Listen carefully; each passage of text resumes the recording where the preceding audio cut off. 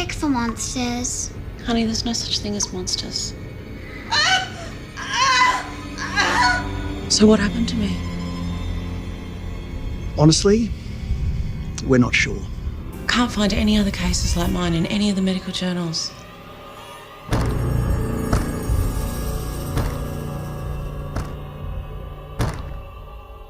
Where did you get those bruises? She comes into my room at night. She pinches me so I can't sleep. Two little ducks went out one day over the hills and far away. Mama duck said quack, quack, quack, quack, but none of the little ducks came back. Where's my daughter? Boom, there you go. That was the trailer for Surrogates. I am Kuya P. This is Nerds Rule the World. And as you see on the screen, I have the co-writer, director of Surrogate, David Willing. How are you today, sir? I'm very good. Yourself, mate?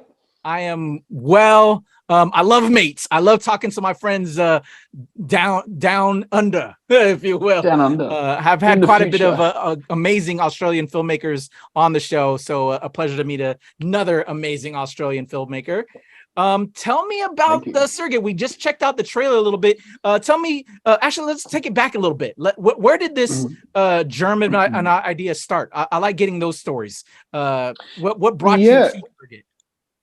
It's so I've Beth King, who I co-wrote the film with, I approached her in 2016, and she's a friend and a writing colleague, and said, let's do an indie horror film. And it was really about, we'd had over the time several feature films separately that were in various stages of development, but as you know, most films don't get made, unfortunately. So I said, let's just write a script that we can make happen. And so we just started brainstorming mostly horror ideas. Some of them we really like crime and crime thriller.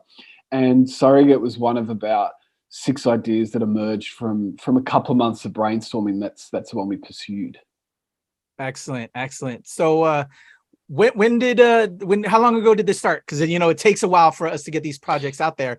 Tell me about the pre-production and how that all came to be.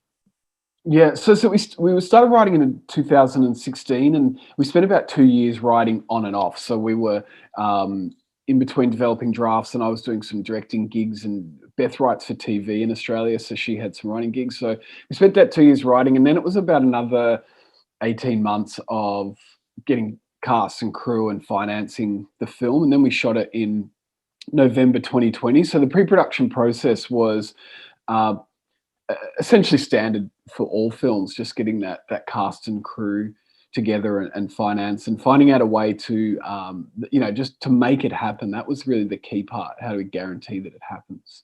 Definitely. All right, so you come up with a script, you develop this character, and just a little bit about the story. As you said, Natalie Paxton is played by Marassi, or is that the actress? Marassi. Jessica. Okay. Her name is Kirsty Marassi. Tell me about casting this, and tell me about casting this character and this story into this.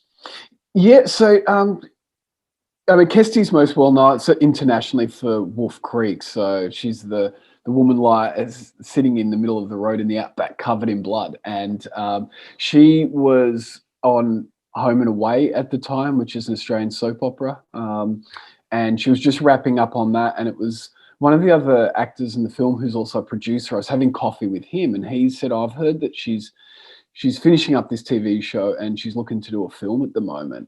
So we sent her the screenplay, and by coincidence, she not only was looking to do a film, but she'd really been looking to do another horror film. Oh, awesome. Yeah, so the timing worked out well, and she sent me a self-tape of a couple of scenes, and I'd been speaking with some other actresses and doing auditions, and she sent me her self-tape, and it was great.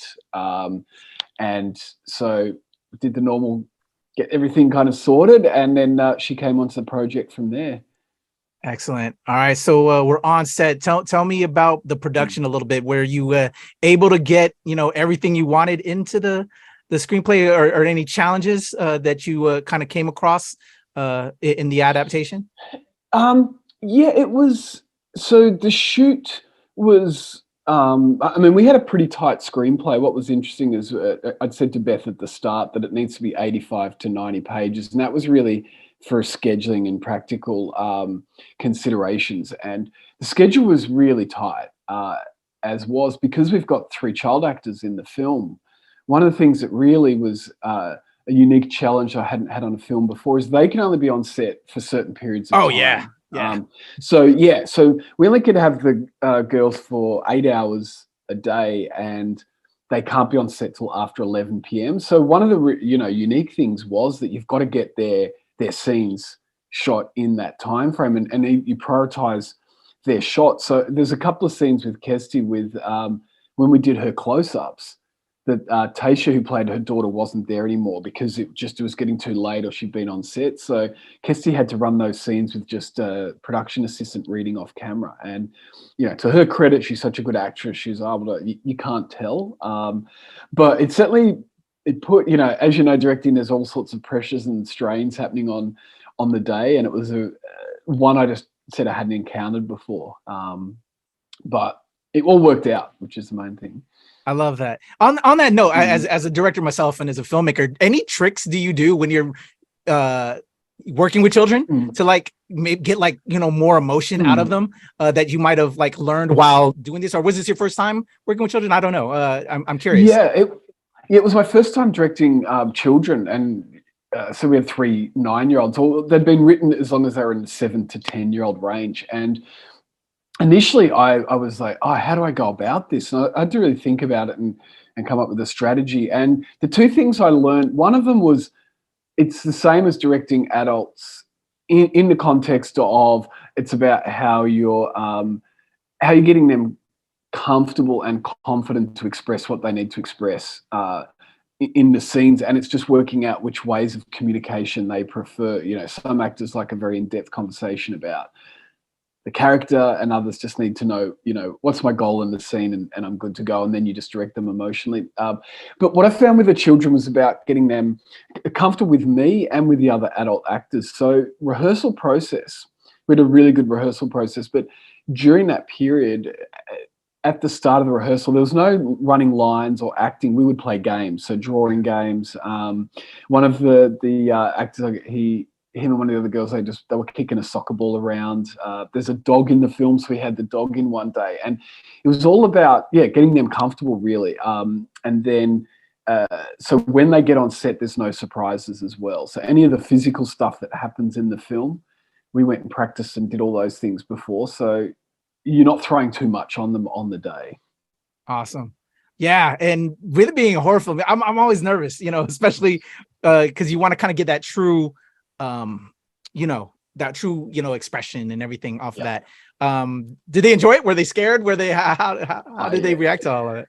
Oh, I mean, once you bring the blood out, the kids love it. Right. So, then they're all about it, Yeah. I mean, you think when I was young, I loved the Brothers Grimm tales. And when you read them now as an adult, they're twisted, but they're so much fun. And so all of the blood stuff they love. And, I mean, it's actually not that scary on set. I was looking at, we had a making of documentary made up, and I was just looking at it, and there's a section where it's comparing what it looks like in the film versus on set.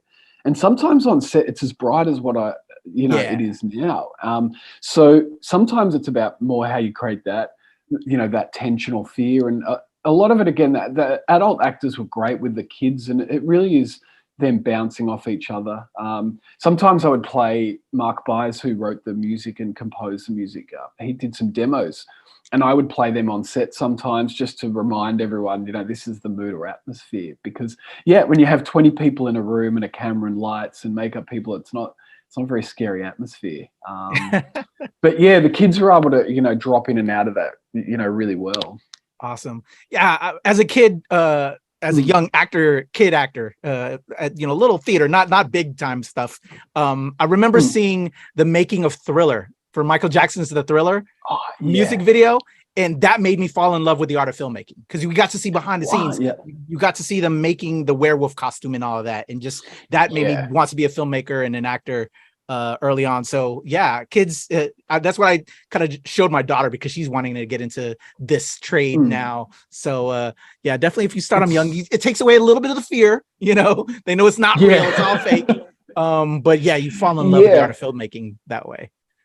Yeah, I mean, it's such a great music video that stands up, and Thriller, you know, I really loved horror as a kid, but when I saw that music video the first time, it's just, you know, I remember when it was launched on TV, and then I was actually only watching the making of again a couple of months ago, and yeah, there's something just, it's just all kind of really fun as well, and I think also more with the kids, it's not so much that it's scary, it's really the content we're dealing with. That was the bit that I needed to have more consideration around, because it's dealing with things like death and loss and these concepts that I spoke to the parents, because I didn't know where their kids were at in terms of what they'd experienced. And so what I did is I gave the parents the screenplay and got them to read it. And because the girls knew the scenes they were going to be in, and I just said, first of all, explain anything or those ideas around that, and also you choose if you want them to know other stuff that's going on in the film that they're not involved in, that might be adult concepts. So I really kind of put it on them as that starting point, because that was the interesting bit. You don't know what people's experiences are around those things like grief, death, and loss. Definitely. Oh, I love that you brought that up. That I've always meant to ask that type of a question about when you deal with child actors, letting the parents maybe read the screenplay, help them get familiar with it so they can interact with their child to get them prepared. And good one. Thank you, David. I'm happy you brought that up. So you also shot. I was going to say, because go ahead. I was going to say, what I was aware of is you don't cast a child actor, you cast their family. So we're very careful about meeting parents and stuff beforehand. And, you know, once we cast those kids, developing the relationships with the family. And I've got to say, they were all families of the three girls were unbelievable and so supportive. But that would be my advice to people. It's like, if you're working with children, develop that relationship and trust with the family as well as the children. Completely agree. Yeah. As I was going to also say, is you shot during the pandemic. You know, this happened during that time. What was that like in regards? I know how many measures we had to do here. I worked with some projects with Netflix and so many protocols. What was that like for you?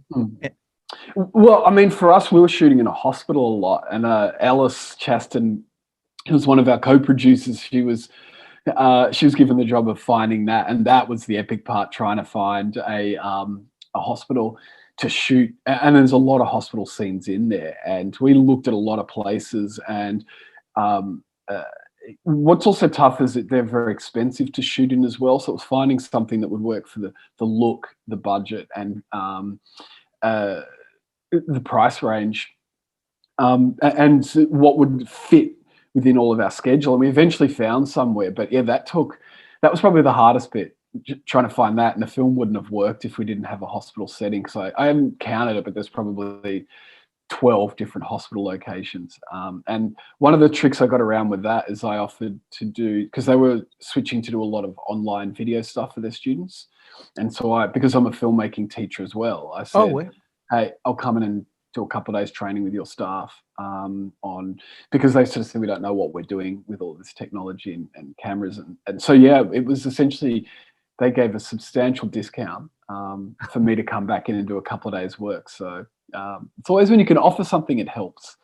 Definitely. That's always a plus. Yeah. That's excellent. I've been in a long time, and that's always helps out tremendously. Russell, it's that guerrilla filmmaking style.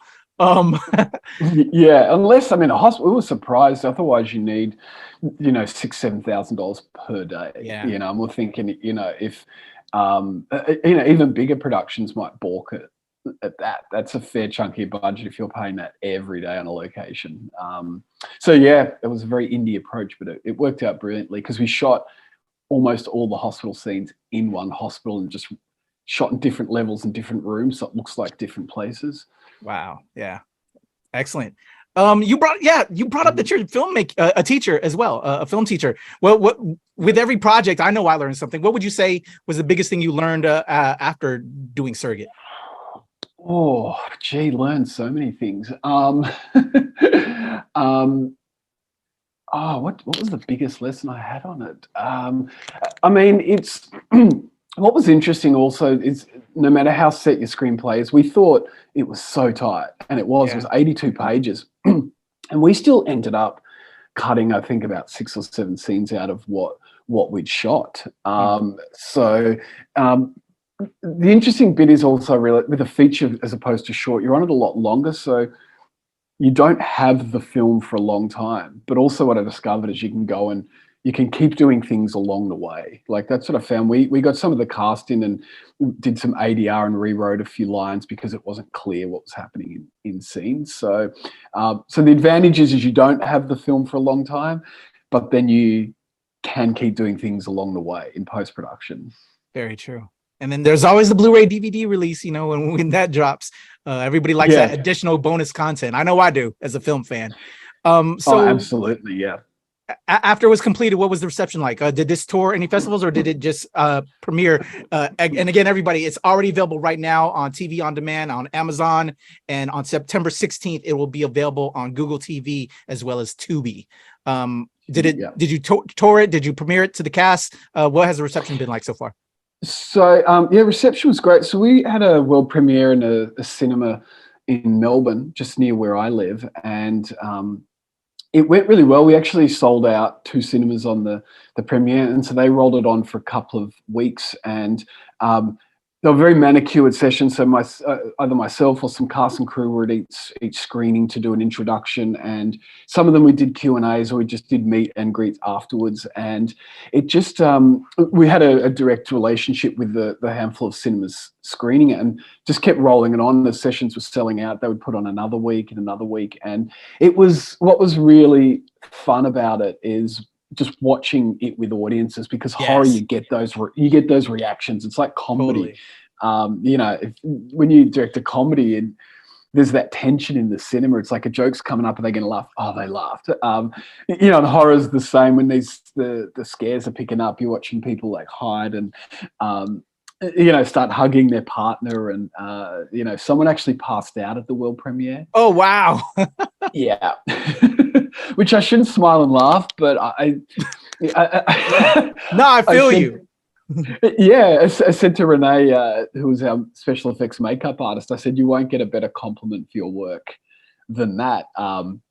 And I thought that because we had 2 cinemas running, and I thought it was, so it wasn't in the cinema I was in the premiere, it was one next door. And I thought, maybe someone was just, you know, exaggerating a little bit, but because some of the cast and crew were in there, they're like, no, someone got up to leave and just went in the cinema, which is pretty crazy. So yeah, and just meeting, you know, horror fans are really dedicated, and they're very passionate and very hardcore. So that was what was great in the cinemas with them. Excellent. And again, congrats. Again, Surrogate is available on TV on demand as well as Amazon, coming to Tubi and Google TV on September 16th. I'm right now working on promoting a project and got a couple things at work. Did you already have distribution and any pro tips for my other filmmaking fans and friends that are watching this as well, for them, and how it was for you to get this out there? Yeah, I mean, our approach all the way through was fiercely independent. It said we just wanted to, you know, make this film happen. So we didn't have any distribution in place beforehand, which was intentional. With, you know, we'd made that decision with the executive producer, and what it was is really about having total creative control, making the best film that we could, and which the executive producer was very supportive of that as well. And so what we really was about building a bit of a groundswell. So we had a website out well beforehand. My you know, business partner's an amazing website developer, so he developed that, and part of doing the screenings was building that atmosphere. And then we did a little bit of PR beforehand, getting the trailer and some articles out there. So that's probably that's the thing I'd maybe would recommend to people. A few people are like, oh, just wait and do your PR when the film's about to come out. But we started it before, just to get that initial thing, and not a lot, you know, just you spend $500 to get a bunch of, you know, stories and stuff out there. Yeah, and that started to get interest. No, and that started to get interest. And also we two other things we did on a few Facebook pages when we're developing the poster, which you've got the final one behind you, but we had a couple, so we put them on some horror Facebook groups and just, you know, we sort of said, hey, what do you guys think, and what does it suggest, and what does that lead into? And, you know, so because people are so enthusiastic about the genre. Oh yeah. And then we put up two versions of the trailer, and then what was incredible is just the amount of feedback people would give, you know, on a poster. And then that's when people would start to go, okay, so when's the film out? I can't wait to see it now. I dig that. That automatically develops a crowd base in a community that'll support. That's pro tips right there, y'all. If you're watching this, pro tips from David Willing. Surrogate, again, is available on TV on demand as well as Amazon right now, and will be coming to Tubi and Google TV on September 16th. David, can't wait to check this out. I have the link. I wasn't able to watch it in advance to this, but I'm dying to check it out. Now that this is out there, is there anything we could? I know you're in the marketing campaign right now. I know you're pushing the film. It's all this labor of love needs to be seen. We put all this work into things like this. I know it so well. Is there any other projects on the horizon though that we can maybe throw some shine on, or just some links that people can check you out so they can follow your progress with anything? Yeah, so at the moment, I'm a lot of times caught up in this marketing phase, because we were only screening in the cinemas in April, so it's come through to this, all of this time of caught up on that. And so I've started writing on some other screenplays, so some things are in early stages of development. We're going back to the other ideas we were looking at. But if people want to find out some more information, a couple of websites. So we have, surrogatefilm.com has more information on the film, and my website is just my name, davidwilling.com.au, and people can find out stuff on there. And what I would say, when you watch the film, watch it twice. So what happened is, what was interesting at the cinema, because there's lots of detail and twists and turns, when we did the cinema run, some people came back a second time. Someone actually flew back down from interstate, and as they were watching it, they were like, nothing's random that you think is random early on. I love that. Yeah. That was what was really good with the audience. That's what we're finding now. So people are emailing going, I watched it a second time and I saw this, or that now makes sense. So, you'll find our contact details and send us through an email. We always like hearing about how people are receiving the film.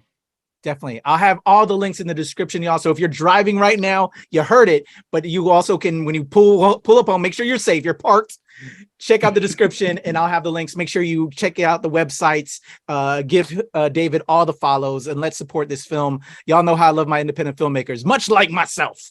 So we need all the love and support that we can, so we continue providing you entertainment to just make you have a good day. You know, we need escapism when we're having a rough day. So David, thank you so much, man. I really appreciate you coming through to talk about Surrogate. And everybody, y'all, check it out when you can. Right now, it's available on Amazon as well as TV on demand. And again, it'll be out on Tubi and Google TV on September 16th. Thank you, David. Thank you for checking in from down under.